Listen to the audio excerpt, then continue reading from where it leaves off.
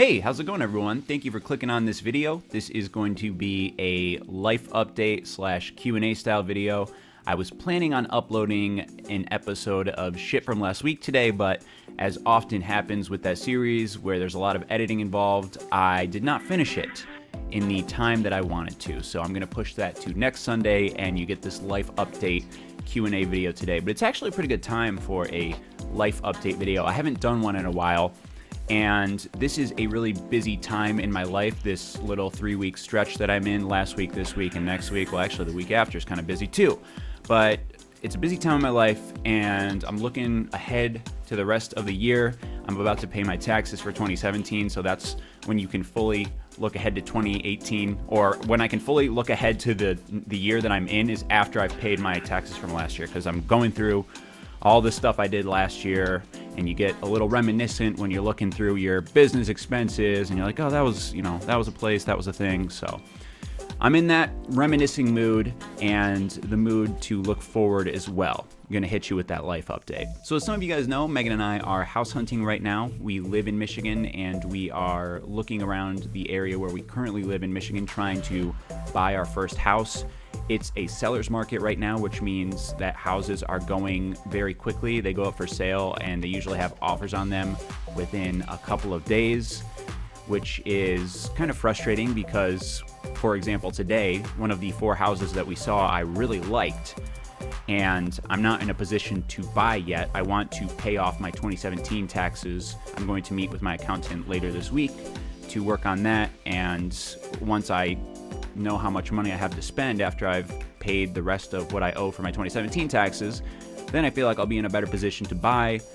But by the time I'm able to make that choice in a few days, the house is probably already going to be sold because it already has a few offers on it. I didn't think I would like looking at houses. It seems like a tedious thing to do, but it's really interesting and exciting to picture having a family in a house, and if I had children, they would live in this room. My gaming setup could be in this room. It's a really exciting thing. So I'm having a lot of fun with that lately. Obviously not having a lot of fun prepping my taxes for last year, because looking at numbers is boring, and your reward for looking at all these numbers and adding all these things up and double checking and triple checking is that you have to write a large check to the government. So not much of a reward. Tax season is upon us. I'm going on a trip in 2 weeks with Megan and her family to Texas to visit some other family of hers that live in Texas. We're going to be in the Austin, Texas area, as well as the San Antonio, Texas area. So if any of you are from Texas or know that area well, particularly Austin and San Antonio, and have some food recommendations for me, I would really appreciate it. My favorite thing about traveling is eating local food. So Taco Bell would not be the recommendation for me. Any local stuff would be great. One more thing to note before we get into the Q&A questions. I am going on the Spectators podcast tomorrow, Monday morning. They film it in the morning and then they upload it in the afternoon. It's going to be a podcast that goes on iTunes as well as on YouTube. So I'll be sure to promote that tomorrow on February, what is today? February 19th is when we're going to record it, because today is February 18th. So if you follow me on Twitter, you'll probably see it there. Maybe I'll promote it on YouTube once again tomorrow, but I'm excited for that because I really like the setup my friends, the Spectators, have for their podcasts. I think it looks really professional and really clean, and I've really enjoyed listening to every episode. If you're an independent artist in the music industry, have a general interest in the music industry, or just those guys in general and what they talk about, I think it's a great podcast to listen to. So I'm going to be on there. We're going to talk about a ton of stuff, and I look forward to it. With that, let's get into these Q&A questions you guys had. Honestly, what would happen if YouTube no longer became viable? Other streams of revenue you could pursue that are YouTube related? I'm really glad someone asked this question, because I was going to make a video about just this topic, but I thought to myself, let me ask for Q&A questions, and then I'm sure someone will ask a question related to this topic so I can discuss it, because it's been on my mind a lot lately, doing my taxes, going over revenue, and YouTube has been in the news mostly for negative purposes many times over the past couple of months. So I know it's on the viewers' minds, it's on my mind as well. I wanted to address that a little bit. The other day, someone sent me a negative tweet in response to something else I tweeted, saying that I should have stopped YouTube shortly after 2013, and I should have gone back to college so I would be in a better position in life than I am currently. And that tweet was funny to me because 2017 was the most successful financial year of my life. 2016 was the least successful financial year of my life, and then I rebounded in 2017 to make more money than I've ever made in a single year in my entire life. There is a very clear disconnect between what audiences think YouTubers make and what YouTubers actually make. I think there's a few reasons for this. One, if you're a YouTuber, it's beneficial for viewers to think that you are not doing as well as you are for a couple of reasons in and of itself. We're starting to peel back the layers of an onion of why this is a thing. If audiences think that they need to view YouTubers' videos more to make them more ad revenue or click like more to get more views and help them, it creates this charitable notion. Maybe you don't want to watch the video that I put out, but you click on it anyway because you're a fan of me and you think you're doing me a favor. It's also hard to understand how ad revenue works, and it's constantly changing, but how the algorithm works right now is that the longer you keep someone watching a video, and if you have longer content, the more money you're going to make. Watch time is key. If you get 2 million views on a 30-second video, that won't necessarily be more profitable than if you were to get 250,000 views on a 10-minute video. People that make long-form content and get a lot of views make a lot of money on this website. But ad revenue isn't everything a YouTuber makes. Only 40% of the money I made last year came from YouTube ad revenue. The rest came from sponsorship money, as well as Twitch and sexual favors for dollars and cents, which is something I've been doing for the past few years. That's absolutely not true, and it's going to ruin my political career by saying that. I'm going on a rant here, but to sum things up, I have to be the one that gauges how I'm successful, both statistically in terms of YouTube growth and financially. And that's a really hard thing for me to gauge. While my social blade looks like shit, I earned more money last year than I ever have before. And in 2018, maybe I'll earn less money than I ever have before. That's what it's like to be an entrepreneur. Some years are great, some years aren't great. Finding that balance is key to being successful as an entrepreneur. And the part of your question where, what if YouTube no longer becomes viable? I mean, what if you work for an oil company and all the wells dry up around you, and then you're out of a job?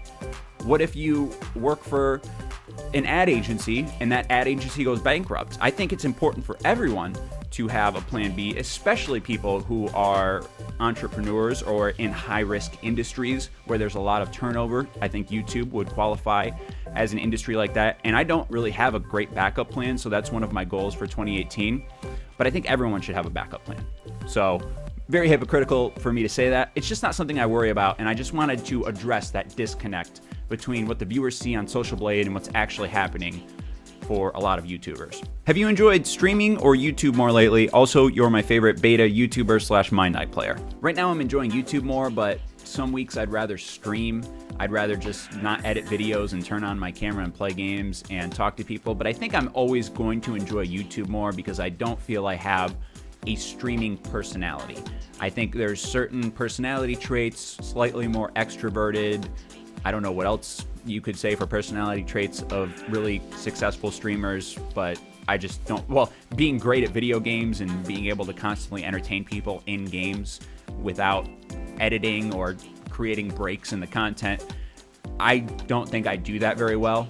I enjoy streaming, but I think of it more as a relaxation type thing than an additional revenue source. Although it is an additional revenue source, I don't know if I would ever go full-time streaming unless Amazon / Twitch introduced some really exciting new features, because streaming is becoming more and more popular. When I was at E3 last year, all of the major websites there, Facebook, YouTube, and Amazon / Twitch, I mean, I talk about them like it was just Twitch there, but whenever I think of Twitch putting forth these new big changes, I just think, damn, they got that Amazon money. They're working hard over there.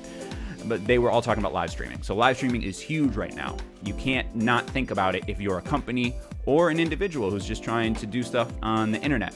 So streaming is a big thing. It's a cool thing. It's not my main focus right now. What new games coming out this year are you most excited for? I have a top 3 list, and I'm sure there's some games I'm forgetting. That's the cool thing about games right now. Something will just come out and everyone will start playing it, like Fortnite. But my number 1 is Red Dead Redemption 2. Red Dead Redemption is my favorite game of all time, so obviously the sequel to Red Dead Redemption is going to be something I really want to play. My number 2 is Borderlands 3. Borderlands 2 is probably in my top 5 favorite games of all time, so I'm looking forward to a full sequel to Borderlands 2. Borderlands, the pre-sequel, was like half a game, and I didn't really enjoy it, so I'm looking forward to a game that has been in development for a while, although it has not officially been announced. I have my fingers crossed that Borderlands 3 comes out in November 2017, or 2018 is the year we're in. I'm hoping it comes out in November. There was supposed to be a game for, is it 2K or Take-Two Interactive? I get those confused in my head, but whatever studio or whatever game publishing company puts out Borderlands, they announced in their stock meeting that they had a major game coming out in Q4 2018. So hopefully that is later in 2018, Borderlands 3, which would be awesome. And then Detroit Become Human, the latest game from the developers of Heavy Rain and the one with the guy from the original X-Men. I can't think of the name right now, but that looks really cool. Obviously love stuff about Michigan, and the story looks interesting. But if it gets bad reviews, I don't know if I'll play it. I just am really interested in the concept, and I like games like that. Games where you're making choices for the characters, and then you see what happens, and it looks really, really realistic. I like Until Dawn. I like the other game that the Until Dawn studio put out recently that I put up on my channel, and I like games like that, like Telltale style games with better graphics. Favorite music to listen to right now? I've been getting into trying to find new artists like I used to back in the day when I was in high school and burning CDs to give to people. Right now I've been majorly into Brockhampton and everything Brockhampton, the Brockhampton radio on Spotify. I found Reggie Snow through that radio, who is a rapper from Dublin, Ireland, I think, and a lot of his music is really interesting to me. Also, I was listening to a podcast that Scooter Braun was on. Scooter Braun is the manager of Justin Bieber and Kanye West and Ariana Grande and a lot of major music artists.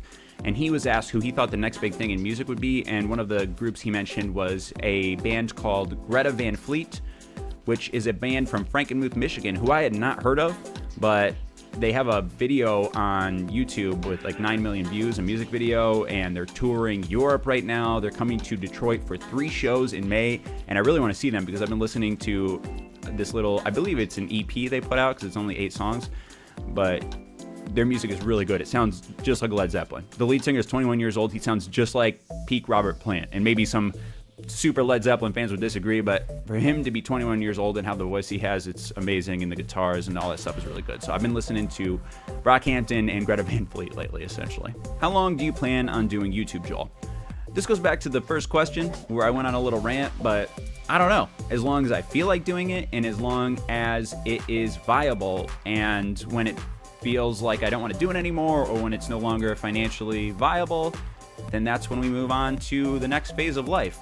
We are a generation that is going to change careers multiple times throughout our lives. There's no more working in a factory for 40 years, getting a pension, and retiring. That doesn't happen anymore.